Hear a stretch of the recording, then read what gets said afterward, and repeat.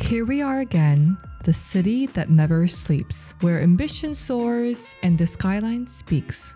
Recently, a coworker asked me during lunch, "So Eugen, when are you moving back to New York?" I paused. This month, I spent less than 17 hours in Boston total. And that's not a typo. The truth is, I have commitment issues when it comes to choosing where to live. My heart isn't sure where my home is yet. Hello. This is Eugen. I'm a management consultant based in Boston. You probably saw me film more videos in other cities more than Boston. Today, I want to share something deeply personal and what has been occupying my mind lately. This is a story about my complicated relationship with New York City, a city that demands a lot from me, and why I can't seem to let it go.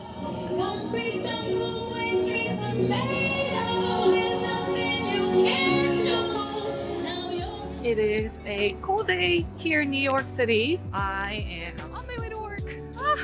And I figured while we're here, we can talk a little bit more about the New York City hustle life. It's the capital of everything where things are busy. There's a lot of stress, a lot of work, a lot of people. And as we start a new month, I felt that it was very timely to talk about this topic. The one word that I really relate to in New York is maximizing. How many days can you go on in a single day? How many hours, how many minutes are you working? Every single moment counts here. The city was familiar. Even though I went to the school in the Bay Area, UC Berkeley, go Bears, and live in San Francisco, New York City is where my sister went for both her undergrad and business school. So I spent enough time visiting her for the past several years. I knew most of the neighborhoods, how to get on the metro, and was familiar with the disturbing but familiar smell of the city during the summer. She also warned me about dating in New York City. Eugen, be ready for disappointment, were her wise words. When I finally moved, well, technically, subleased, my sister just laughed. Ha, Eugen, you never really lived here. You came for work, and that's a completely different New York. She was not wrong. Let me take you back to how this complicated relationship began. When I first lived in New York, I was 30. I was working on my own company and had high hopes to find love. Wow, the city with the highest concentration of singles. And oh boy, everything changed during a cold February day in 2022. I'd only been here for 4 months. Yes, the winter was brutal, not unbearable. Cool. So sweaty. But the same lights that one felt magical seemed harsh and demanding. I walked into my sister's apartment and confessed, "Hey, I think I'm depressed." She asked me nicely to leave that negative energy behind and figure out things myself. What was really happening here to me? When people ask me about my impression of New York City, this is my canned response during dates. It's a lot. It's a lot of work, a lot of money, a lot of fun, and a lot of stress. Let's break this down, what this means for me. I'm on my way to go take a quick coffee break before hopping on another call. As much as I enjoy coming to New York for work, I find myself having this unnatural, toxic relationship with work. Very much attached on my laptop the whole time. I used to think that if I'm not responding within 15 minutes to an email or Slack message, that I'm not being responsive. Now, instead of having the green Slack button on, because it makes me seem like I'm always available, I now choose to be away time, even though I'm checking my phone and my laptop.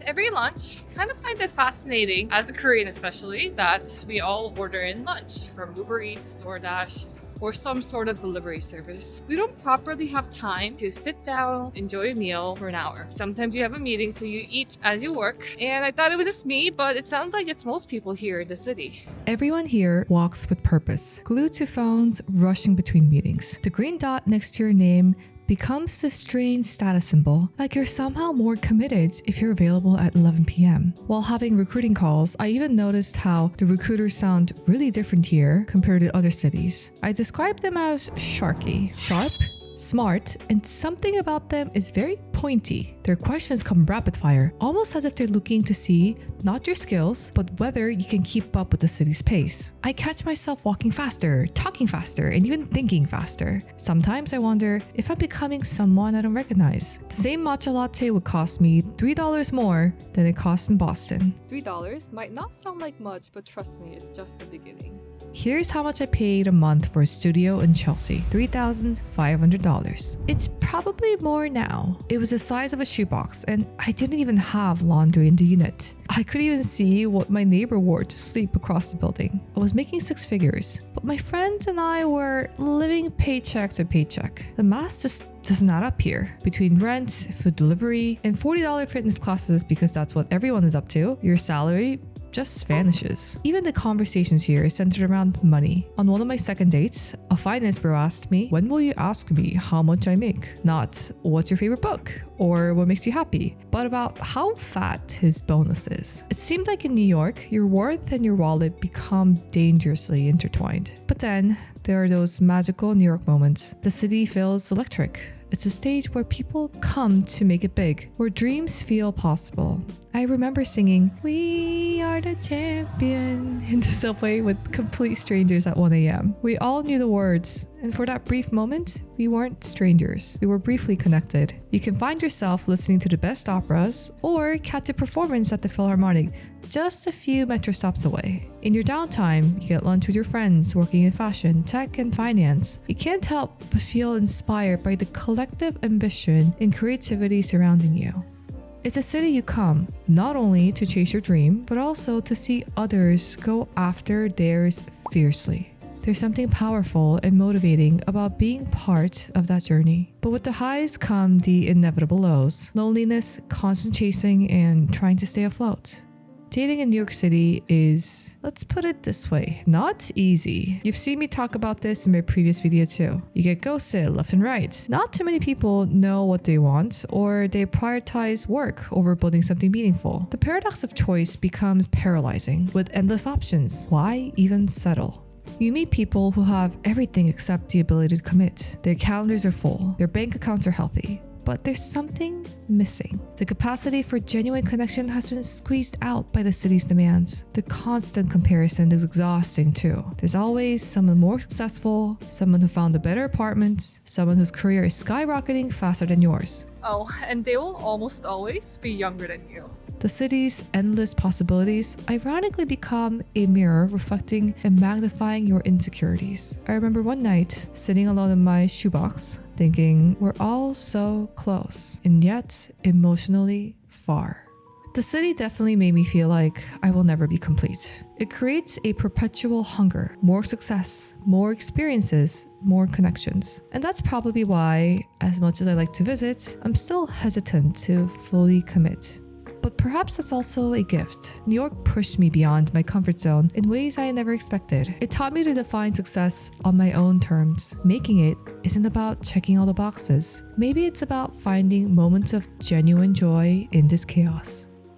I learned that while the city never stops moving, I can choose when to pause. Will I move back?